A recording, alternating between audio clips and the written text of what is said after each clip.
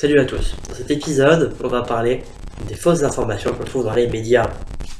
La télé, la radio, les journaux et même Internet. Internet qui, grâce à son arrivée, a vu arriver plein de fausses informations sur des faux sites. Et plein de fautes d'orthographe d'ailleurs. Plein de fautes d'orthographe. En 1991, Patrick Poivre d'Arvor interview Fidel Castro. PPDA, alors, à l'époque, avait beaucoup de chance, car Fidel Castro ne donnait pratiquement jamais d'interview. Plus tard, on apprendra que les images faites durant cette interview étaient en fait des images prises dans une conférence de presse de Fidel Castro. PPDA, qui répliqua un article de Télérama plus tard, dit que cette fausse interview, n'était absolument pas faite pour tromper les spectateurs, mais bien pour les informer.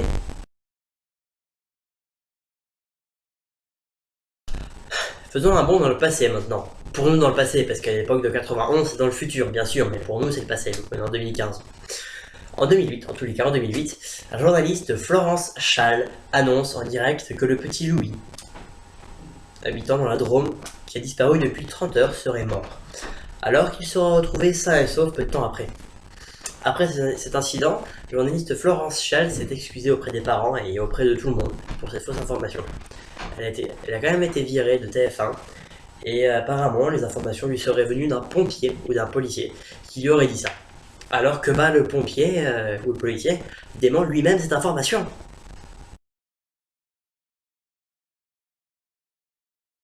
Le samedi 28 février 2015, on annonce la mort de Martin Bouygues, le PDG du groupe Bouygues. Europe 1 annonce la mort de Martin Bouygues car une personne aurait appelé Europe 1 pour lui dire que Monsieur Martin est mort. Du coup, la personne a cru que l'on parlait de Martin Bouygues, alors que Martin était le nom de l'homme vraiment mort. On a appris plus tard que Monsieur Bouygues n'est pas mort. Même une de ses connaissances rigole avec lui au téléphone de cette fausse mort. Mieux vaut le prendre comme ça, parce que ça aurait pu aller très loin. En février 2014, on apprend sur BFM TV que le youtubeur très connu Cyprien serait mort suite à un accident de voiture. Cette information était bien évidemment fausse. Même le reportage de BFM TV disait qu'il serait mort à cause d'une merguez qui proviendrait du jour du grenier et qu'elle n'aurait rien.